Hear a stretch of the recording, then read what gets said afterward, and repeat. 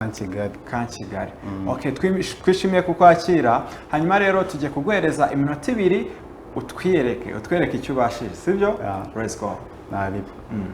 Caroline, you make me fever.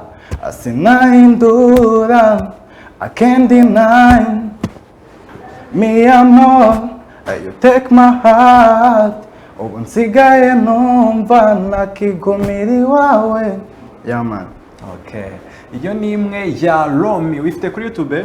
Iri kuri YouTube. Wayitanze baze kuyidushyiraho? Nayitanze bari kwishaka nta kibazo. Okay, it's fine bro. Hanyuma iyo ni imwe. Hari indi ufite mu mutwe ku buryo wahita uyiducishirizaho? Mu mutwe nayirimo nta kibazo. Ariko ni freestyle ntago ziba zakarangiye.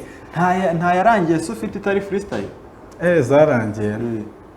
Tagora. Nta kibazo wowe ufiringe free sibyo. Hariya hicaye producer ari kukureba ngo ngubwo nyine nubikora nabi. Amubonye? Namubonye. Okay.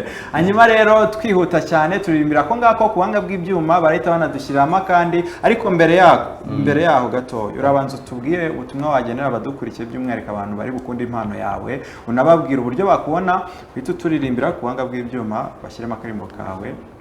Uburyo bambona kuri platform zanjye duhere nko kuri Facebook nitwa ishimwe byonyine, kuri Instagram nkoresha stylish.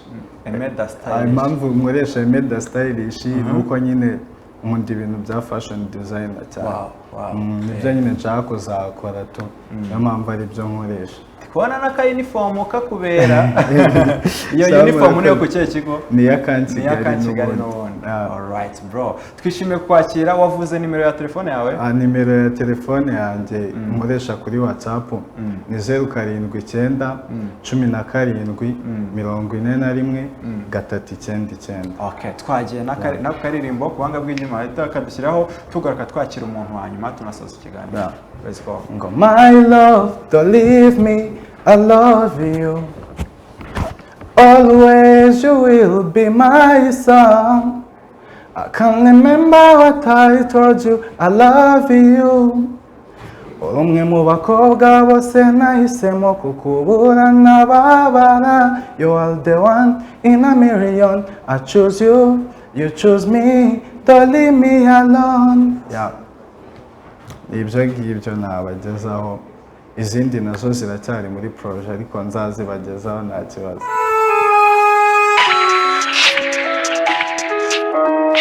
Zuagara kizi ndenze imitego negati nsaba urukundo na property ndagukoma hito kibura. Zuagara kizi ndenze imitego negati nsaba urukundo na property ndagukoma hito kibura.